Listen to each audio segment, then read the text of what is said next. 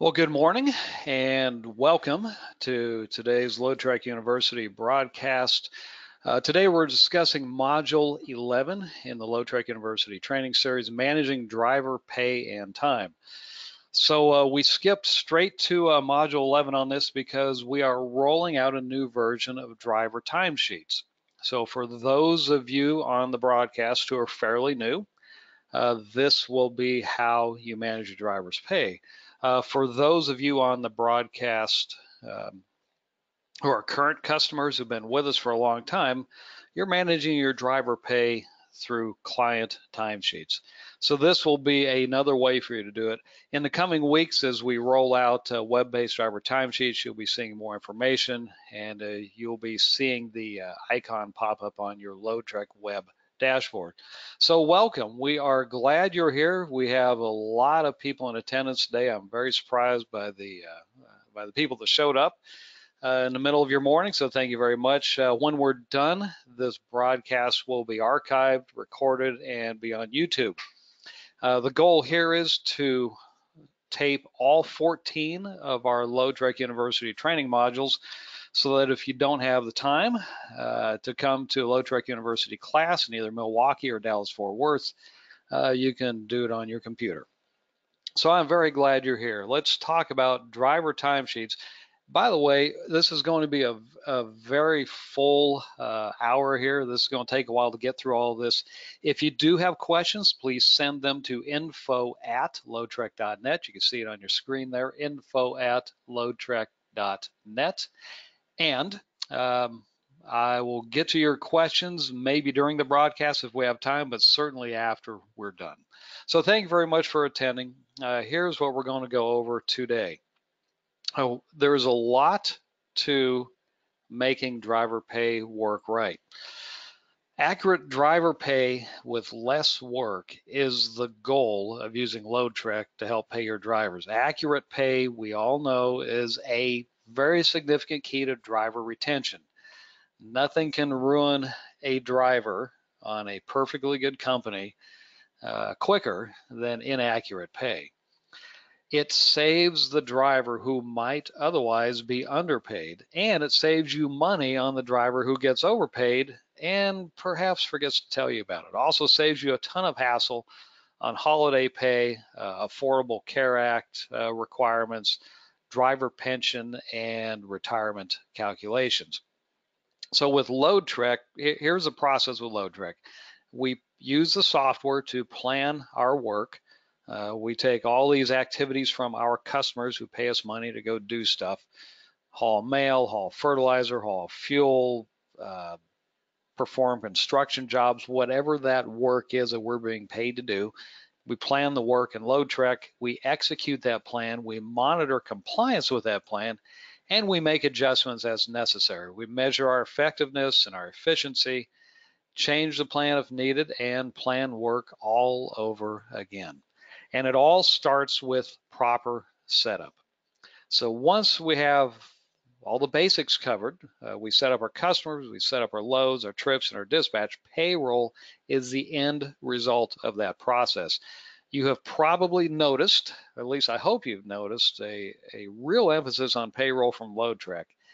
Any of our communications, our trade shows, anything we do, we're really emphasizing driver payroll for many reasons. One of which is payroll is the end result of the LoadTrek process. It's the natural end result. You get it anyway, you might as well use it. But in today's tight labor market, it's very important to stay compliant with Department of Labor, Department of Transportation. For those of you amongst our customers who do government contract work, to stay within the guidelines of the Service Contract Act, which is very important. And frankly, just keeping everyone's morale up. So it's a very important thing. So we start with setup. And here's what we're going to accomplish today. And I know the first part of this is going to be a lot of setup stuff that you perhaps have already done. But we need to make sure this is right, because when we have a single system that manages driver's logs and driver's payroll and the company dispatch and the company planning, Compliance is less complex. DOL, DOT compliance is less complex. Expenses are more visible. Revenue is more predictable and stable, and your life is easier. There's just fewer things to do, fewer processes to manage. So let's get started with setup. So from LoadTrek Web, sign into your LoadTrek web page with your company name, your username, and your password, and go straight to setup. And the first thing we're going to look at in setup is customers. So we're in web setup, we're in customers, and here, right here where you see type, this is one of the most important aspects of payroll setup. Couple of examples. If you are a tanker outfit, you will have local types of customers, perhaps dedicated runs hauling gasoline to stations. That's a very different type of customer than your long haul chemical runs. For those of you who are in the parcel and postal delivery service, a United States Postal Service customer or contract is very different than say an Amazon or an LTL. So type is very important. If you have any questions on that, please let us know. We want to help you out with that. So make sure your type is dialed in. There is one thing that you cannot set up in web. So if you'll go to client, go to setup, go to customers. The one thing you cannot set up in web that you can set up in client is the labor rate. Now again, not everyone needs to set up labor rate. Let me explain that. If you are an SCA, Service Contract Act customer, like a postal contract, for example, each contract has a certain wage. It's called the wage determination that must be paid.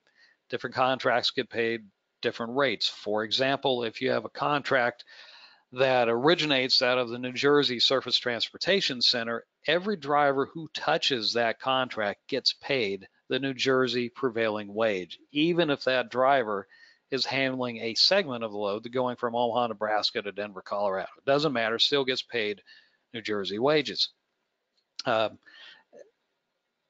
It also applies with freight, tanker, general customers as well. So some payroll systems don't need us to send them the labor rate. They can tell what the rate is based on the customer ID. Some payroll systems do, and there's hundreds of good payroll systems out there.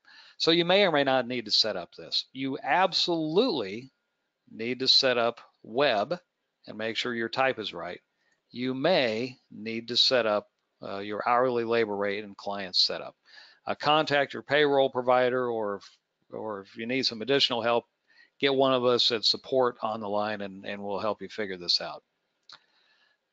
So we set up customers. Next, we are going to set up drivers. And driver setup is important, specifically driver groups. Driver groups are very important. And again, this is another one of these things you might want to consult with us on. Here are some different groups that can be used. Mechanics, who may or may not hold CDLs, are generally paid by the hour. That's a group. Your office people, some of you on this call may be paid by the hour, and you may be using LoadTrek to clock in and clock out. That's a group. Hourly drivers, perhaps local freight drivers that you pay by the hour, that's a group. SCA drivers, Service Contract Act drivers, those drivers who haul federal or state government work, that's a group. Freight drivers is a group. So many of our customers have 4 or 5 groups of drivers just for payroll. Again, and this kind of goes back to module 2, but drivers can belong to more than one group. So you can have me as your driver in an SCA group or postal group, if you will. You can also have me as the Arlington Dispatch group, and you could also have me in the Texas Regional group. I can belong to many different groups. But for payroll purposes, we need to have groupings set up to separate out drivers who are paid in different manners. So here, and for many of these examples, I'm using our own LoadTrek database that those of us who work here at LoadTrek use in our vehicles and for ourselves, just to track ourselves.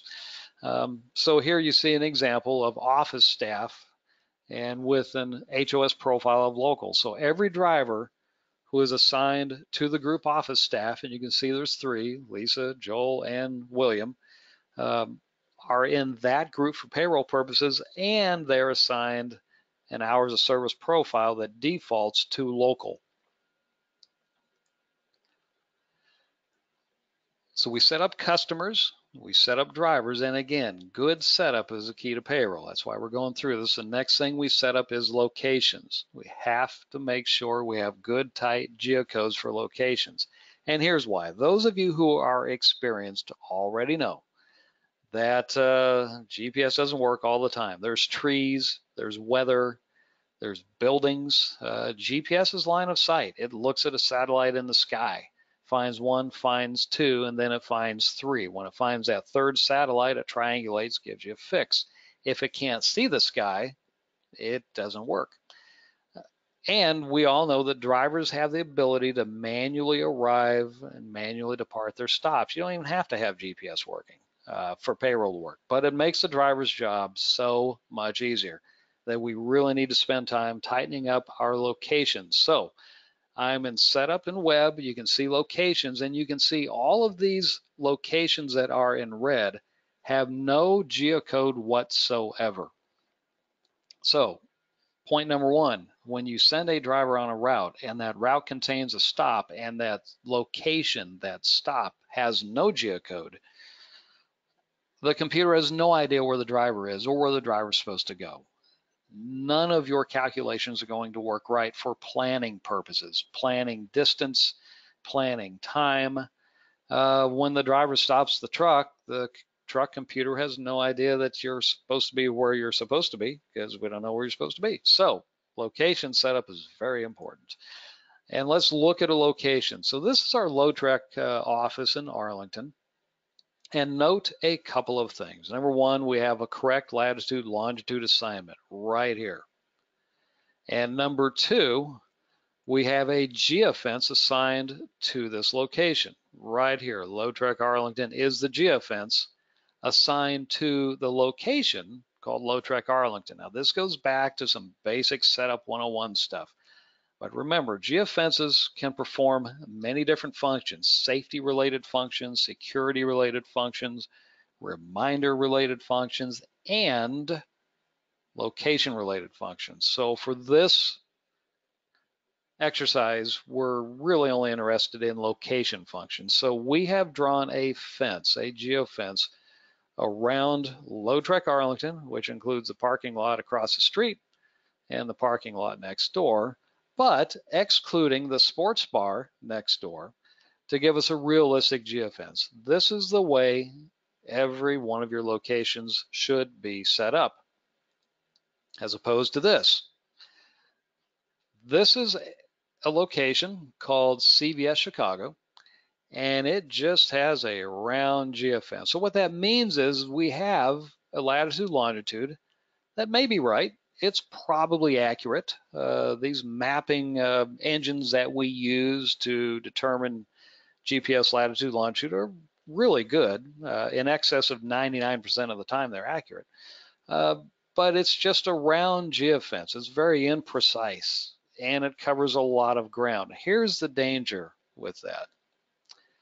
This is an example of this exact same location. When I go to satellite view, you can see it's a little cloudy on this day that the shot was taken. When I go to satellite view, yes, I have a round circle here, but right across the street, I have another location with another round circle, and these round circles overlap each other. So how does the truck know which location you're really at? This is important for payroll, because one of our options to pay drivers is based on route performance, and you can't have route performance if you don't show up at the stop. Very key component. So this is an example of how not to set up a location. This is an example of how to set up a location. Next, and I flipped it back over to client. So we have one thing to look at in client. So in web, we set up customers, we set up locations, we set up drivers. The locations do need geofences assigned to them. In client, when we're setting up, especially when you're setting up recurring loads, this is especially important for recurring loads that are performed under contract for an extended period of time. Maybe not so important for those one-off loads. Maybe it is. But when we enter the plan for a load, and you can see where I've circled right here, where we enter the plan for this specific load. This is for a customer called Top Load. Again, this is out of our LoadTrek database that we use internally, customer based out of South Sioux City, Nebraska. And we can see that for this specific load that we're being paid for 8 hours, 0 minutes, and 12 miles. This is what the customer's expectations are of us. Yes, this plan down here is a blank field. And yes, you can put any value in there you want to solve a number of problems. But in our experience, and we've been doing payroll in this manner for going on 20 years now, our experience tells us that the best practice for virtually all of our customers is to put the values in here that reflect what we're getting paid for, because we are going to grade payroll performance by judging the driver's actual time and distance versus the bench time and distance versus the planned time and distance. And we're going to get to those in a minute. But the planned time and distance, think of that as rate miles, if you will. What we're being paid to do.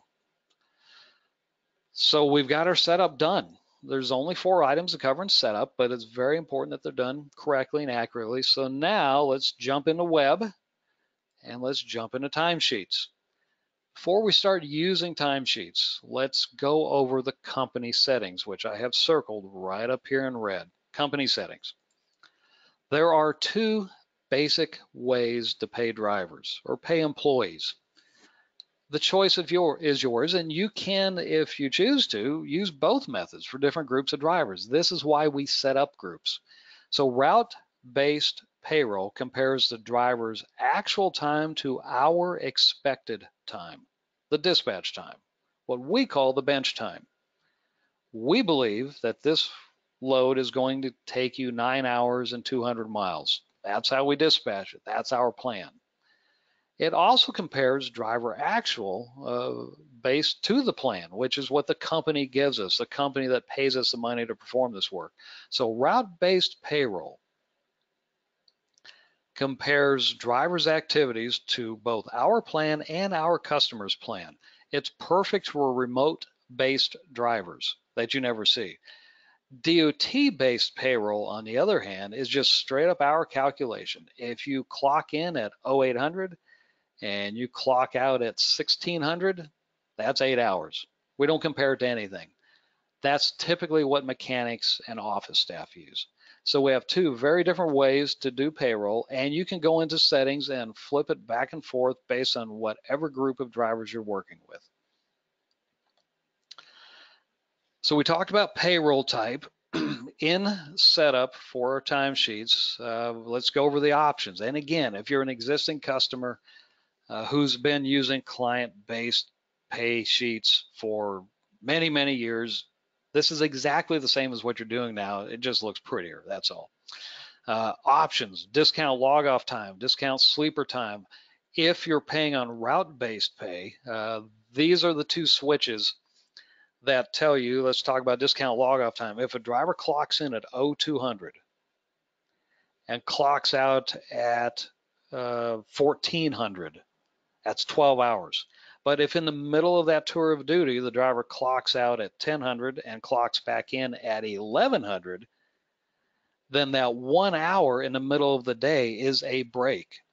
This operator, this switch right here, says that when I see log off time in the middle of a tour of duty, don't count it. So my 12-hour day becomes an 11-hour day. Same thing applies to sleeper. And by the way you see it set up here is the way virtually all customers and companies run it. Discount sleeper, same thing. If I clock in at 0200, clock out at 1400, that's a 12-hour day. But if I clock into the sleeper at 1200 and clock out at 1300, then that 1 hour of sleeper time gets discounted from my pay.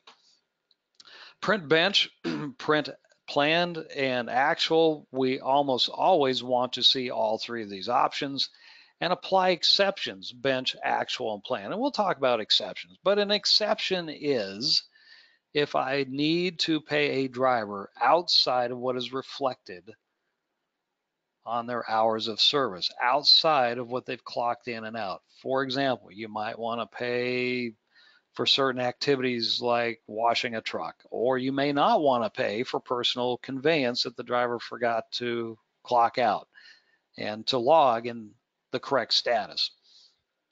So we almost always want to apply these exceptions. Any question about exceptions, please call us. And then discount stop type. We typically don't use discount stop type. I left it checked for a reason. Here's how that works. Let's say that on a driver's route, you have a particular truck stop on Interstate 80 in Iowa, and that truck stop is where you have asked your drivers to pull in and take their 30-minute break. Perhaps you're bundling it with a fuel stop, which is a very efficient way of doing things. So I'm going to ask the driver to pull into this truck stop on Interstate 80 in Walcott, Iowa. And I'm going to give you 15 minutes to fuel your truck, which I expect to be on duty. And then I'll give you at least 30 minutes for a break, which I expect to be off duty. What you can do is you can say, okay, I'm going to give the Iowa 80 truck stop in Walcott, Iowa, a different location type. And if that location type equals scheduled break every time the truck crosses that geofence, boom, I'm going to not pay the driver regardless of what the driver does with his or her hours of service. That's the way the system works. Some people use it, some don't. I would only warn you and caution you, if you're going to use that, think through Department of Labor law. It's generally not a good accepted practice to do that. And then the rest of these check marks, time and origin, the first customer, we always want to include that. That's put in there for cases where a driver's first stop may be at his or her house, and the driver parks their truck at his or her house, and you don't want to pay the driver for that first leg of the journey, but then you do once they hit stop number 1, the real customer stop. And then the HB limit to postal, that is health and welfare benefits. Typically in SCA, that's 40 hours per week. So that's a 40-hour cutoff.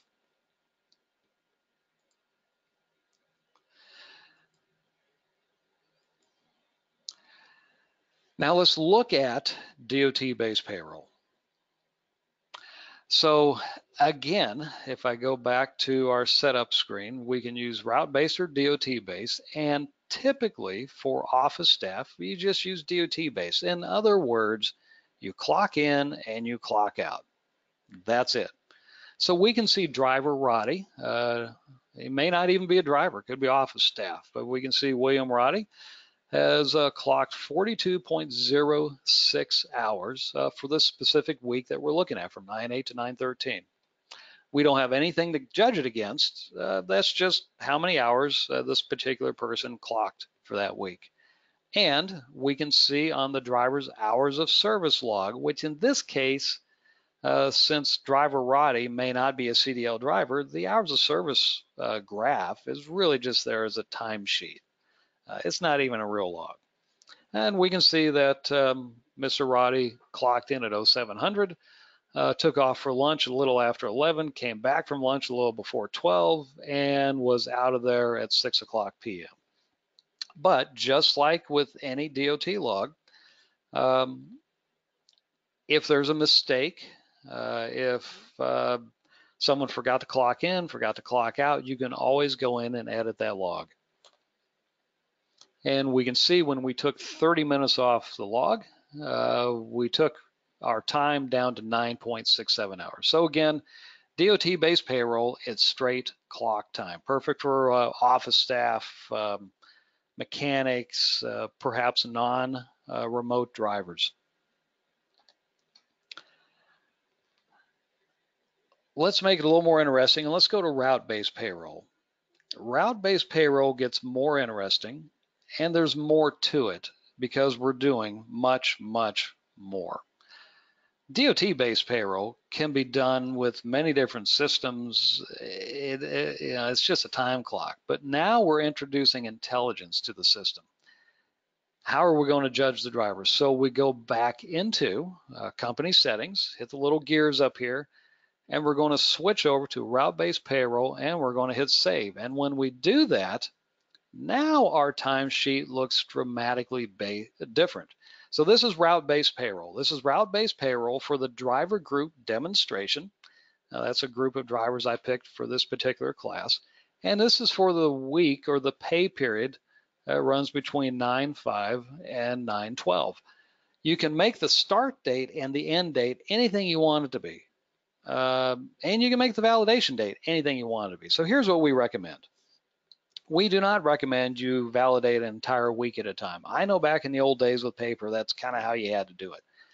That's not an efficient way of doing things because you will run across exceptions. Things will happen that weren't planned and nobody remembers what happened. So we recommend validating today for yesterday. We don't validate today for today. We need to give the drivers, the ones who are using an ELD, the ones who are using a log, we need to give the drivers a chance to validate their log, make sure everything is cool. So we always want to validate yesterday. Speaking of time, remember this, a driver can clock their time in many different manners in LoadTrek. They can use the driver's phone app, that optimized web page that many drivers use. Or they can use an Android tablet and use the LoadTrek Android app. Many who don't have an ELD requirement will use this. Or many of our customers have a dedicated kiosk in the driver's room, and drivers clock in and out of that dedicated kiosk using our kiosk software, just like you'd use a time clock. Or the driver can clock in and out of any telematics device anywhere in any truck at any time. Some of our customers even have a telematics device in the office just for this purpose. Or the driver can go in after the fact. Remember, we're under ELD rules now. Our last grandfather period is up in December. So under ELD rules, drivers can edit his or her own logs. And lastly, the office staff can edit logs. So there's many different ways of getting hours in here. This is route-based payroll. And so the start date and the end date, we believe you should always validate for yesterday. And then the validation date, this is an arbitrary date that you use for your purposes. Most of our customers will enter the payroll cutoff date for the validation date so that in the future, when you're looking through reports or you're doing some research, you can look at pay periods. So best practice tells us validate for yesterday, and the validation date equals whatever the pay period cutoff is. And if we look at this timesheet, well, let me draw some more circles here for you. So we see for this particular point in time, this time period here, that this driver, Joel Beal, that'd be me, clocked 27.97 hours. And of that 27.97, all of it went to health and welfare benefits at a rate of $20.83 an hour. Perfect. And we can even see down here at the bottom, there's a cool little time grid. And we'll talk about this later, but this cool little time grid shows a representation or a mini snippet of the log right here. Here's off duty, here's a little bit of drive time, here's a lot of on duty not driving, a little bit of drive time and some off duty. And it lays in my stops. I had an origin, I had a stop one, I spent most of the day at stop two. And the funny thing is, this is different than what the plan was. The plan was for stop one to be here and stop two to be here. So we'll get into this in more details. But for now, the biggest question is this 27.97 hours, is this good? Well, I don't know. So The question becomes, and it's real simple, do we validate this time, yes or no? So now I've dialed it down to 1 day. I'm looking at the 8th. Dialed it down to 1 day, 1 day at a time. All you have to do is decide to hit the validate button or not. If you hit the validate button, you say, this time is good, please pay. Here's what best practice tends to be. Somebody who is supervising that driver is the one who should validate that time. You really shouldn't leave this up to payroll, because a payroll administrator who perhaps is dealing with hundreds and hundreds of drivers has no idea what is reasonable, practical, or expected. A supervisor has to make that decision. So a supervisor could be a fleet manager, lead dispatcher, operations manager, somebody who knows the operations of the company will hit validate. That's all you have to. If you hit validate, it's done, and you've passed it off to payroll. But my question is, for this day, this driver clocked almost 10 hours, 9.93 hours. Is that reasonable, expected, and within budget? Well, the bench says it should have been 9.21 hours. That's what we expect from the dispatch plan. The customer is paying us for 9 hours. So I'm almost a full hour over what the customer is paying us for. And I'm, oh gosh, I'm 7/10 of an hour over the dispatch plan. So again, is this reasonable? I don't know. So first off, let's look at the plan. Let's see what the customer asked us to do. This little time grid right down here, here's something that's new and different. I think you guys will like. When I click in this time grid right here, it takes me right to timeline. Takes me right to timeline, takes me right to that driver's route. So we can clearly see on this driver's route, and it's laid out on a map. So the origin is down here on Baylor Drive. Stop 1 is down here on Baylor Drive. Stop 2 is up here on Main Street. And then stop 3, or the last stop of the day, the destination, is back here on Baylor Drive. So we can see that we mapped the driver one route to get there. By the way, these are one-way streets, so that's why it mapped me this way.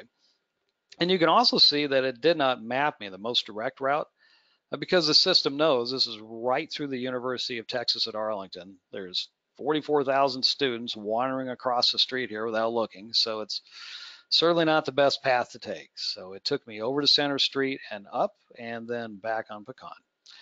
So this is the dispatch plan. Now, let me paste on top of timeline here so we can see the origin, stop 1, stop 2, and then the destination. Let me paste on top of this the timesheet. So the planned column here is what the customer paid us to do. Think of it this way. The customer is paying you to perform work at a specific location. They don't care how your driver gets there, and they don't care where the trucks come from. They're not paying you for that. They're paying you to do work.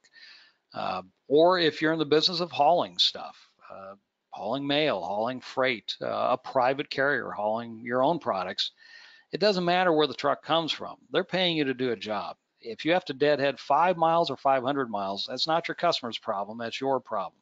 So the plan, think of it as rate miles or think of it as rate hours.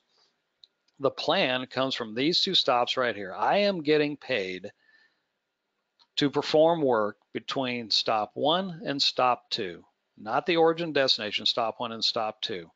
So those times that we entered in to the static load plane, because this is a recurring everyday load, those times that we manually entered in the static load plane, this is where it goes, right here, right here. And it's these 2 stops that are circled, as opposed to the bench. So let me paste in the next little snippet. The bench is our dispatch plan, which incorporates not only those stops for which we're getting paid, but stem times, or some people call them portal times. Where do we pick up the truck? Where does the driver report to duty? Go to that location, pick up your truck, do your pre-trip, drive to your first revenue producing location. That's portal time or stem time at the beginning of the route. And then likewise at the end of the route, from the last point where the customer is paying you. When you drop off the load, finish performing your work, from that point, deadheading back to where we park the truck and to where the driver ceases working, where the driver goes home from, that is your destination, stem time or portal time, whatever you want to call it. So again, the plan is what we're paid to do. That's this column here, circled in red. Try to make it obvious. And then the bench is all of the dispatch, circled in red. So my time is compared to my 9.93 hours is compared to 9.21. So again, if this is reasonable, who knows? And here's what we do know. The driver made no notes on this, and I'll show you that in a minute. So this little time snippet here equals timeline's route right here. Let me give you a little more detail here, just so you kind of get it. I drew a lot of arrows here. It's the only way I can make this work, but this little top section up here is the hours of service graph. Down here in kind of this yellow-green, that's the plan. The plan was for the driver to be at stop 1 here and stop 2 here. So the plan is for 1,300 to 1,600 hours. I am supposed to be at stop 2 from 1,300 to 600. The problem is, and we can clearly see it in timeline, the actual was way different. 0725 to 1706. So there was a significant deviance between plan and actual graphed out here right for us in black and white on timesheets. And you need this because, again, we're trying to answer the question. The driver was 0.7 of an hour over. Why? What happened? Also, when you're on timesheet, if you choose to, you can hit this little snippet right here, this little icon. That's an hours of service graph icon, and it pops out a little log pop out. This is the same as the real log. This is my log for this day in hours of service graph. Now you'll notice up here I validated this log. The driver is the only person who can validate the log. Validating the log is not necessary for your payroll to work. It's very, very helpful, not necessary. We'll talk about that in a little bit too. So the question is, do I validate this? Yes or no? And you know what? I'm just going to say yes. I have no notes from the driver, so I'm going to have to talk to the supervisor. I'm going to say yes. I'm going to validate it. And we have a couple more practice sessions coming up here. So for this particular session, yes, the driver's over. He's over every day. We underbid the route. It never goes as planned. That's just the way it is. And that's fine. But 3 years from now, when we're going to rebid this work, we're going to have 3 years of history that show exactly what I'm showing you here, laid out in a report, laid out in black and white, and we'll know this going into our contract renegotiations in 3 years. So let's look at a more complicated route. This is a multi-day route. This is a route, and I circle this in red, where our driver, Beal, actually clocked 50.26 hours, significantly under our bench of 84.5 and our plan of 79.75, significantly under. You would think this is a good thing. You'll see later, not necessarily. Again, payroll is the end result of the LoadTrek process. Payroll is that one thing that waves the red flag to any hours of service deviations, any customer expectation deviations, missed stops, late stops, additional stops, reroutes. All of this is caught in the payroll process. And actually, once you get your rhythm down, this is quick and easy. So here we have a multi-day route, and you can see my shift lasts from 7/31, July 31st, to August 3rd. And I had off-duty periods of time on the 1st, 2nd, and 3rd. So this is a multi-day route. And this little time graph down here runs over those days from 7/31 to 8/3. But we have to investigate. Why are we so far under budget on time and distance? Did we miss a stop? Are we speeding? What happened? So I want to know. And I'm going to click on the time grid, and that takes me to timeline. Now I'm going to look at this driver's route. The driver was to have left Arlington, Texas, go to Milwaukee, Wisconsin, 2 stops in Milwaukee, Wisconsin, and then head into Buffalo, New York. This is the route. Kind of long, looks pretty simple. It's a four stopper, 3 stopper if you don't include the origin. Looks pretty easy, right? And going back to my static load plane, and you can do this in loads or jobs too. It doesn't have to be static, but we can see that there's one stage, and 79 hours and 45 minutes is what we have budgeted for time, and we're being paid. Our book miles is right down here, 1,845 miles. We can even see the instructions here. This is a round trip, Buffalo, New York. We're backhauling through Columbus, Ohio. We'll have a stop in Columbus, Ohio, but it's going to be verified before 8/5. So in other words, get to Buffalo, check in, see where in Columbus we're going. Perfect. So there's my route. So what went wrong? Well, this is where 2 monitors comes in handy. We recommend, and we've always recommended, that LoadTrek customers have 2 monitors. They're cheap these days. I'm working off of 4 as we speak, and they're 4 really big monitors, and they cost me $189 a piece. So monitors are very inexpensive. Let's go look at the driver's log. We know what the bench is. We know we're significantly under the bench. Let's go look at the first day that the driver, Beal, took off from Arlington, Texas, and we immediately see a couple of problems.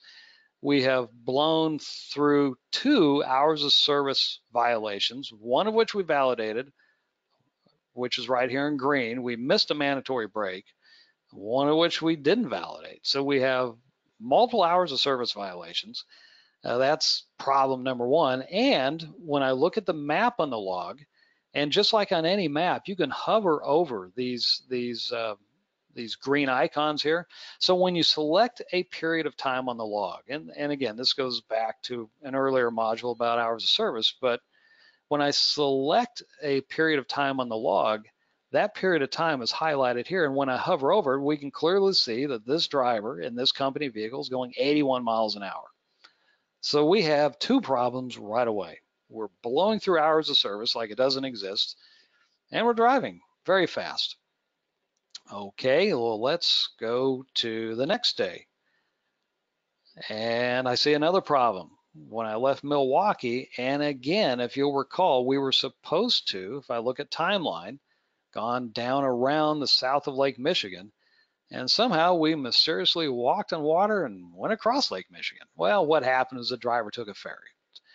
I'm sure the driver thought they were doing us a favor, but the driver took a ferry. So here we can see that the driver actually logged off but didn't log off. You can see here that the driver probably stayed on duty and the office went in and edited this log. I can tell by the hollow line, and if I look under comments, I can see that the user admin, usually there's a name attached to this, but trying to keep it generic, edited this driver's log to off duty with a comment of Lake Express Ferry. So clearly the driver told the safety person, oh yeah, log me off, I was on the ferry. So fine, that person logged this driver off duty, but I didn't want the driver to take the ferry.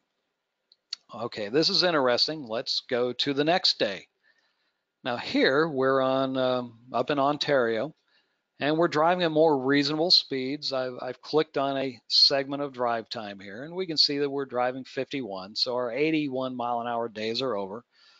Perhaps our driver realizes that you just can't go speeding in Canada like you do through Missouri. Either way, here's what we know from going back to our timesheet. So look at the timesheet. Actually, let me go back here. Look at our timesheet, and we can see as we kind of recreate the driver's intended day here. There's our bench, and the driver's actual day, day 1. There's the next day, next day. So we can clearly see that the driver saved us 228.6 miles. That sounds good. But the ferry ride costs us $150, and the Ambassador Bridge toll costs $27.50. So with a running cost of $1.50 a mile, we saved $114.30. However, we spent $177.50 in tolls. So this detour, even though it saved distance and time, actually cost us $63.20. That's what timesheets is for, is to pick up on stuff like this. And the question really is, am I going to pay the driver? It's what the driver did. So yes, we're going to pay the driver, but we're going to make adjustments to our plan. Okay, we're going to reemphasize routing. So again, your only job when you're going through these timesheets is, do I hit validate, yes or no? Do you, the supervisor, believe and agree with this time? If so, you click yes. Don't do anything. And when you click yes, disappears from view. When you validate, so when I click this button right here, when I click it like that, it's gone. It's gone from the supervisor's view, and now it's ready for payroll to process. That easy. That's it. Only when you see deviations do you really need to dig into those things that we just dug into. So here we see another set of days for same driver actually, and we're going back to our first example. So the time was within boundaries here. Okay, time. In fact, for this period of time, we can see that the driver was 25.17 hours compared to a bench of 27.42 and a plan of 26. So my payroll hat says, beautiful. Driver performed better than expectations. Certainly made up for that Buffalo trip, didn't he? But we see significant deviance between the plan. So the plan was to be a stop to for this period of time. In actuality, in blue, the driver was at the stop to for this period of time. A significant difference. And the driver never sent us a canned or freeform message explaining this to us. If the driver did, it would show up in black right here. So the driver never told us what happened. But we know there's significant difference. We're within boundaries on payroll. I should probably just click validate, but I want to know what happened. And here's what happened. When you click, and let me show you, I'm going to unclick. When I click the validate button right here, this box pops up. A value of 4 hours. Dock supervisor Jamie Loudon asked us to show up at 0800 because of a plant breakdown. So the dock supervisor, and I have the name, asked us to perform outside of our expectations or outside of our contract, outside of our agreement. Perfect.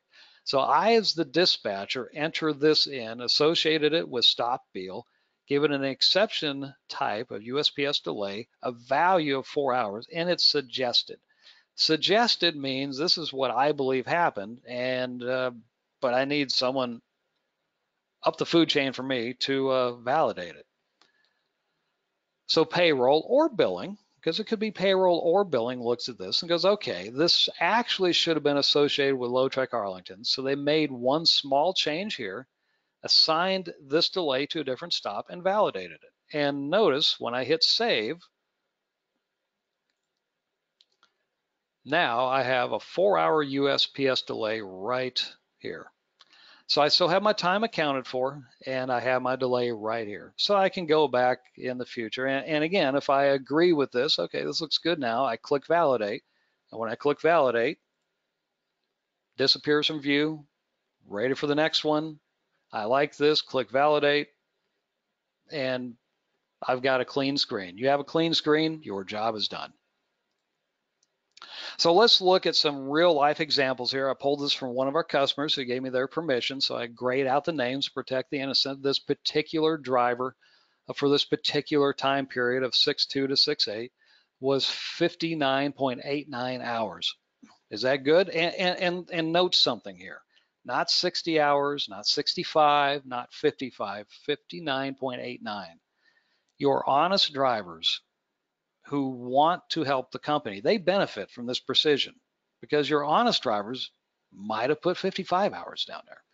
They work longer than that.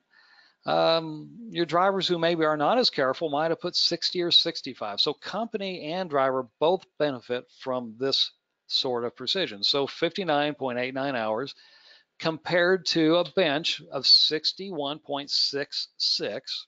This is beautiful. And of course, we're going to pay this driver. We're going to validate this time. In fact, you'll see that the button here says invalidate. These are already validated drivers. You can choose to display validated, and you can choose to look at drivers that have disappeared from your view. So these are already validated times.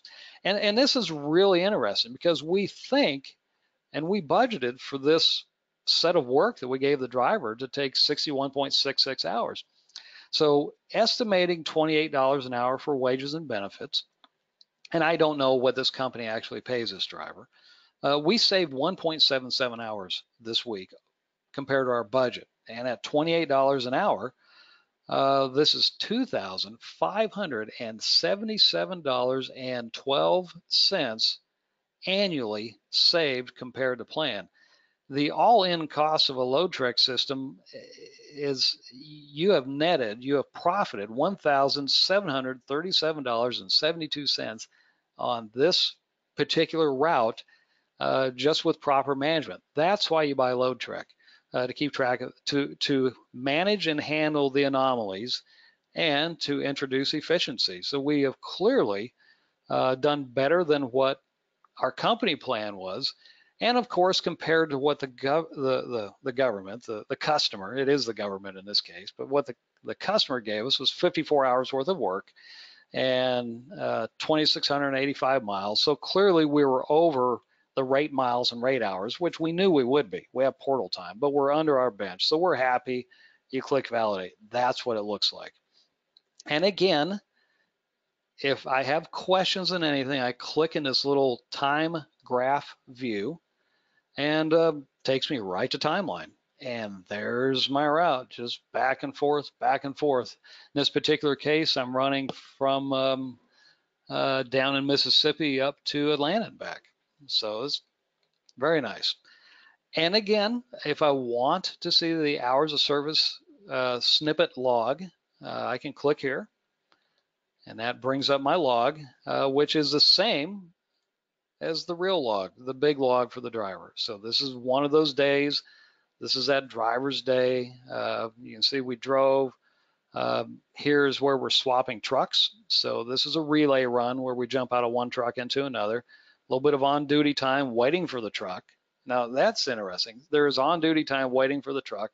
Took a 30-minute break. See how we did this at the same location, so we don't have a bunch of get up to speed, get down from speed, get on the interstate, off the interstate stuff.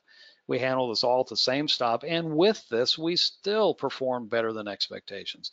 Clearly, the customer doesn't even know this relay exists. They know their trailer leaves here and it shows up here. So that's part of the reason why the plan time and the bench time is so different. But regardless, we're operating better than expectations. So this is the way payroll should be. So the last example is the most difficult. How do we prove the existence of something we cannot see? So for our last example, here's a situation. Driver Joel Beal, highlighted in black. I have no time for driver Beal, nothing. So I'm saying I don't pay driver Beal for the 23rd of September. However, supervisor or driver, fleet manager, whatever you call them, my boss looks through this and goes, wait a minute, I know Beal worked yesterday. I know Beal worked yesterday. This is not right. How do you prove the existence of something that you can't see? We have no evidence the driver pulled this trip. So the supervisor knows the driver pulled the trip. So the first thing we do is we go to hours of service logs. Now we know what we're going to see. Hours of service logs. We know it. We're going to see, whoa, we don't know.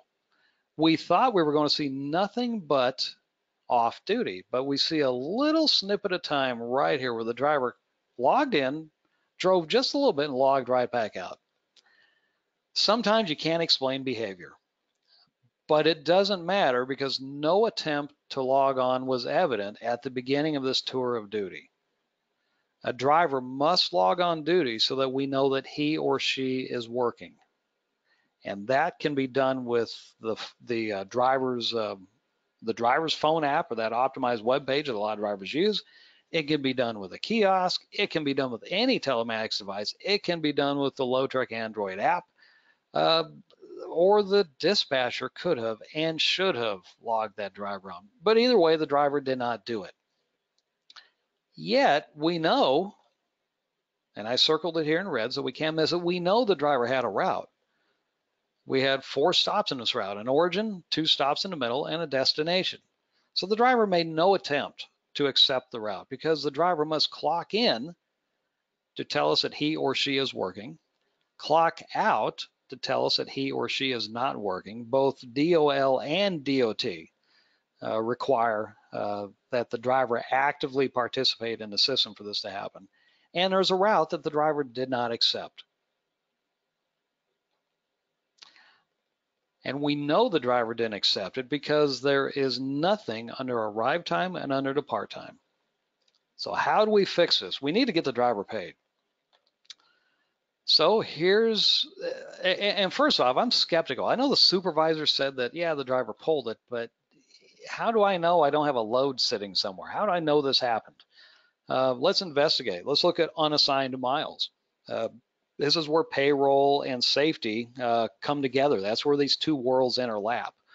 So down at the very bottom of your hours of service screen, you'll see a little blue button called driver mode. And you wonder what that is. So you click it and boom, it switches me, check this out, to vehicle mode. What is vehicle mode? Well, go up here to what used to say driver. Now it says vehicle.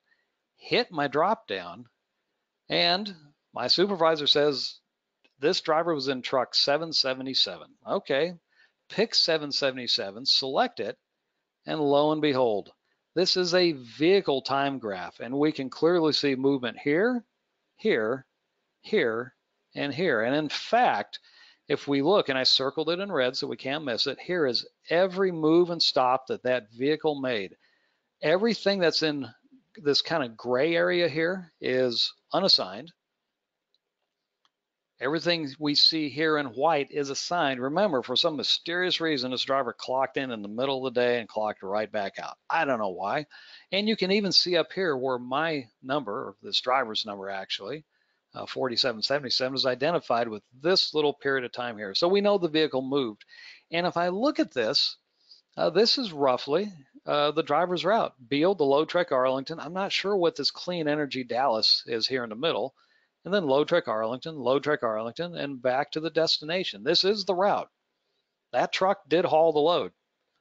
I've been told the driver is in it. And the driver, Mr. Beal, 4777, right here, is the one who I've been told hauled the load. So perfect. Click on the little button down here that says vehicle mode, and I'm back in driver mode. So I now have a log edit exercise to do. I need to assign driver 4777 with this vehicle. So what I do is I make sure that driver 4777 is selected. When that driver is, then click on options, select allow log edit, and go to assign periods. Now there's several ways of doing this. I'm showing you the easiest way. I'm lazy, I'm showing you the easiest way. So I'm going to assign periods of time for this driver for this day to a vehicle. So I click assign periods and I get this little pop-up, which shows me every vehicle in the fleet that has unidentified miles for this day. There are 2 vehicles, vehicle 777 and the vehicle called Roddy Tahoe. Okay, so I know that it's vehicle 777, so I select vehicle 777 and I click next like this, and I get this. Here's my original log, here's my modified log, here's all the periods of time that I saw previously, and as I start, check this out, as I start selecting periods of time, see how my log builds? So I am now assigning vehicle movement to that driver. Pretty easy, huh? And then, of course, I have to enter a comment, driver did not log on for the day. So we have assigned all periods of time that can logically be based on vehicle movement. And we can now, so everything that we can logically deduce from vehicle movement has been done. But the driver did not sign in, nor did the driver sign out. So we have to take care of that. So we are going to do that next. So just as you've always done when you edit a log, you double click in the white grid area that I've put the arrow, drawn the arrow in here. And when we double click in the area, we select our status. We're going to insert a not driving status, effectively inserting a clock in with a comment, driver did not log in. It will default in time to where I clicked. If you don't like the time, you can type in here and override it. So the driver told me that the driver clocked in at 6:45. By the way, the driver can make these edits too. And it's actually easier for the driver to do it than it is for you in the office. And this is the driver's log. We'll talk about that a little more. Regardless, I've clocked in, so I'm going to add this period of time. So now I see an edited portion of the log here, and I have to click over here at the end of the day and insert the log out. So I'm going to clock the driver out at 1700. I'm going to add that period of time, and there's my edited log. So now we have an accurate log. And again, driver or office can do this. As long as you in the office do it at the direction of the driver, you're in compliance. And since it's the driver's payroll that we're dealing with here, this is the driver's time, you'll probably have all sorts of cooperation. You'll probably have no issues. And if we're just doing DOT-based payroll, notice now I've got hours here. I've got hours. So if we're just doing DOT-based payroll, I'm done.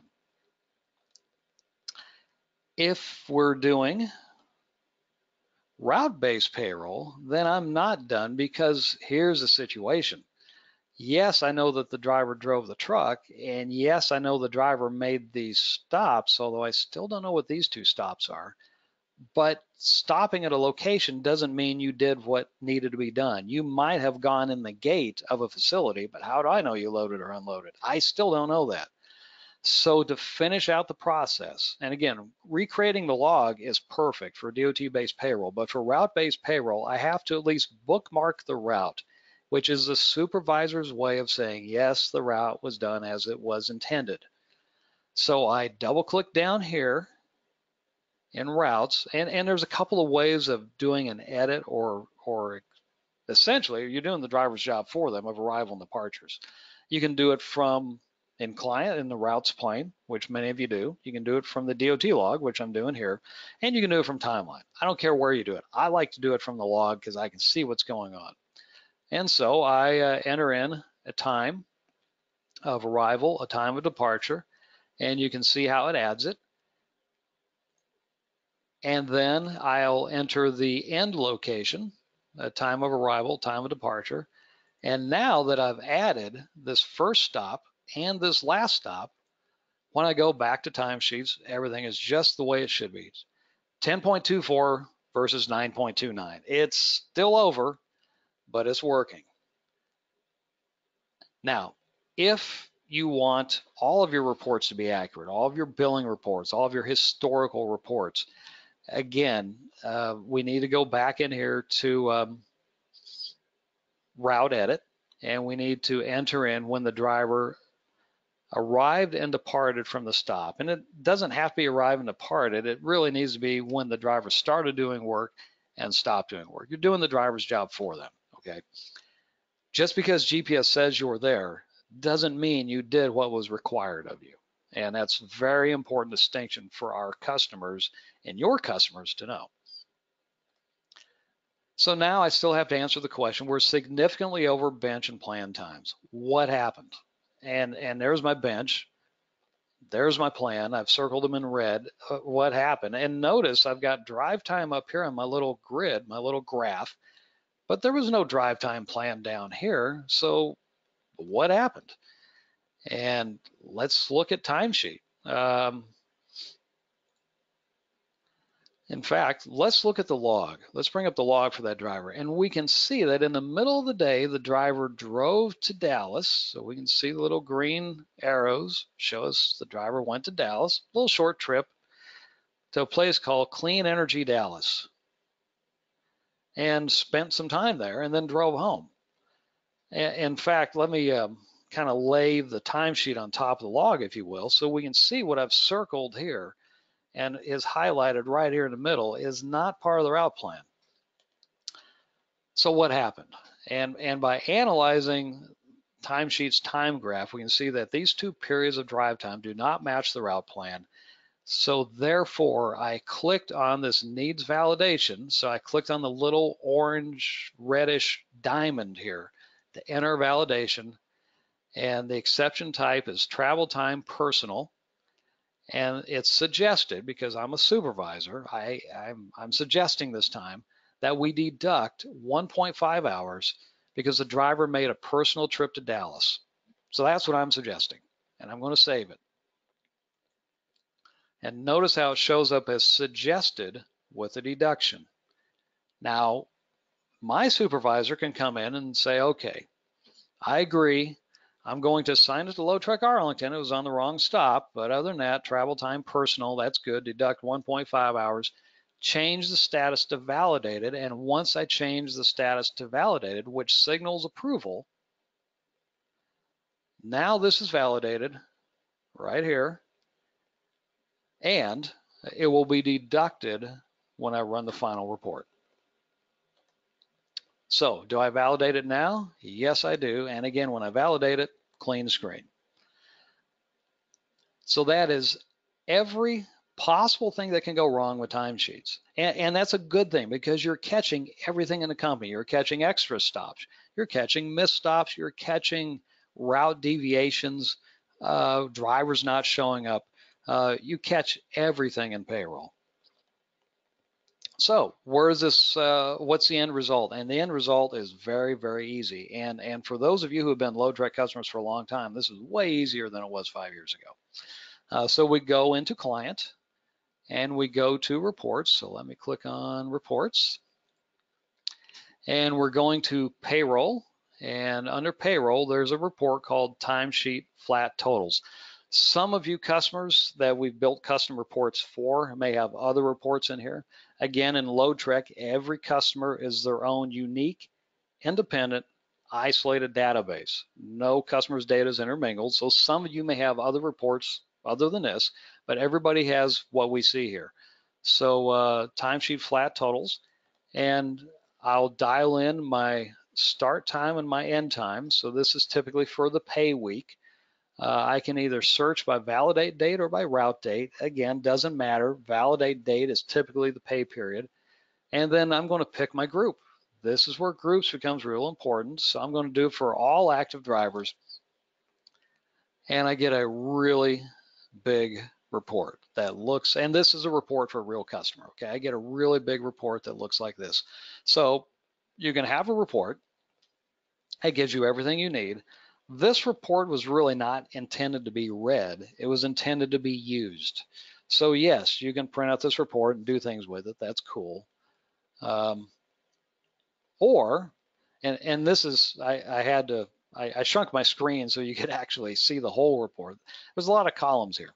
But what this does is this breaks down the driver's week by pay rate, which is determined by customer. So if you have a driver that does hourly local freight and over-the-road postal and over-the-road freight, handles 3 types of different customers under 4 different pay rates for a week, you'll get it all broken out for you right here.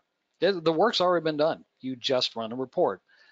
Many people will export this report into a CSV file to dump into their payroll system. Again, there's 100 very good payroll systems out there. It's difficult to keep up, so you can export this report into a payroll system. If you don't like exactly the way it looks, you can always set up a new report profile and take columns away, reorder columns, filter data out if you choose to. But most people tend to export it. But you can also use an API. And APIs, an application program interface is just when we automatically send data from LoadTrek to somewhere else, outside the system or outside the company. And this is what it looks like. So when I click the Get API URL, I'm simply getting this really, really, really long URL that the receiver knows it's coming, and the receiver understands what this data is, and that the receiver can handle it. So people will use this for outside payroll companies. Many of our customers are using another third party to administer their benefits. So you can administer benefits using this data. And remember, when you're using an API, here's the document that you'll use. You can get it from the help desk, support@loadtrek.net. When you set up an API user, somebody outside your company, you set them up with API rights only. We will walk you through this. And you, the LoadTrek user, have complete control over who can and cannot see your reports and when they can and cannot see them. So you can turn their rights on and off. And you set up the report the way you like it with the group, the profile, and the parameters, generate the API link, give this link to your third-party provider, and you're done. And from that point forward, they get the reports automatically. You don't have to lift a finger. You only have to validate. So pretty cool. Another report that a lot of our customers like to use is this driver holiday pay. Again, this is a real customer, so I anonymized all the drivers. For those of you who pay drivers under Service Contract Act or similar mechanisms where benefits and pension are based on time worked, in this case up to 40, then this is a report that handles all that for you. Again, this is a report that will make your benefits administration way, way easier, whether you're doing it or a third-party benefits administrator. So let's talk about some tips here. We're wrapping up. I appreciate your time. This is there's a lot to cover here. I've noticed I've got some questions, and I won't have time to get to them today, but I will certainly get back with all of you. So let's talk about some tips. First off, accurate arrivals and departures drive the routes-based timesheets, as well as route performance dashboards and reports. So it's important for accurate arrivals and departures to be in there. Whoever your dispatcher is, or dispatchers, or dispatch center, their job is to watch this and make sure it's happening. And when it's not, either fix it or get a hold of the driver and see why it's not happening. So accurate arrivals and departures are a must and should be handled as quickly as possible. And but we want to make the driver's job easier, so each location needs to have accurate and tight geofences. And the drivers need to be trained to manually arrive and depart when GPS needs augmented or the boundary is not automatically triggered. What if we don't have a good geofence? Or, believe it or not, heavy rain, heavy snow can affect GPS, the ability of GPS to receive. Or if you're delivering inside a building, or if you're in an urban canyon, there's several topographical, geographical, geological, and meteorological issues on why GPS may not always work. So the drivers need to know how to manually arrive and depart. It's part of their job, and it really only protects them. It's in their best interest. And then drivers need to log on and off. What makes a good log makes a good timesheet. Remember this, now that we have mandated logs for many drivers in the United States and soon to be Canada, drivers don't like log sheets anymore. Log sheets do nothing but get you in trouble if you're a driver. But this is not just a log sheet. This is your time card. This is your timesheet. We know from over 20 years of experience that paying drivers off the system dramatically increases your compliance with everything. FMCSA, DOL, payroll compliance, everything. So drivers need to understand that what makes a good log makes a good timesheet. Be careful with hours of service log edits. It's easy when you're doing things with payroll to just start editing a log. But follow the ELD regulation and develop best practices. Remember, it's the driver's log. It is not your log. The driver has primary responsibility to edit the log. This is a dramatic departure, perhaps the most important departure from the AOBRD days. It's the driver's log. Have them edit it. Give them every chance to edit it. If they can't or won't or don't know how to or just whatever, then you can edit the log in the office. And drivers need to validate their log at the end of every shift. They don't have to validate their logs for your payroll to work, but it's helpful if they do. And then most importantly, do not attempt to edit a log until the following day. Give the driver a chance to validate his or her log and to make any needed changes. This is why we ask you wait until tomorrow to handle today.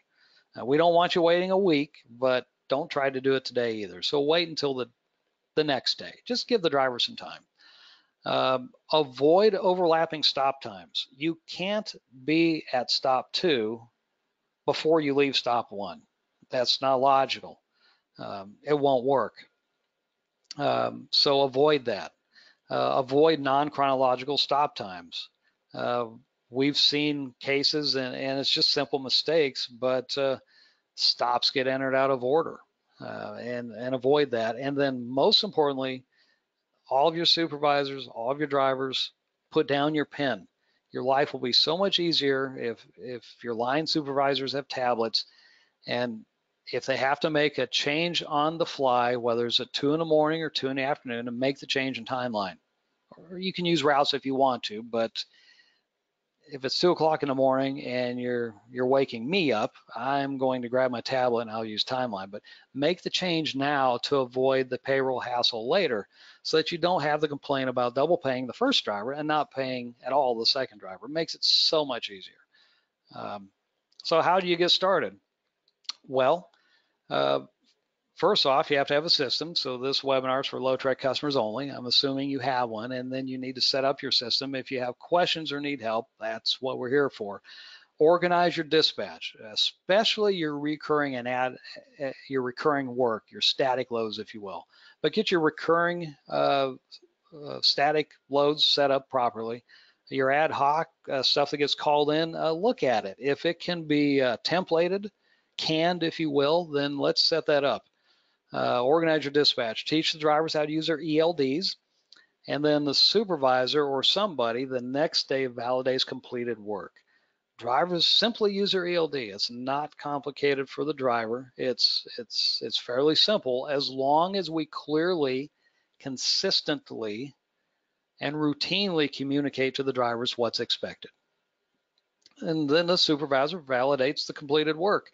When that is done, the payroll system receives this validated time via a report or a spreadsheet or an API. And if you have a third-party benefits administrator, they also receive the pertinent information generally via an API. So the reason we're doing this is because with a single system managing your driver's logs, your driver's payroll, your company dispatch, and your company plan, compliance is much less complex. Think about this.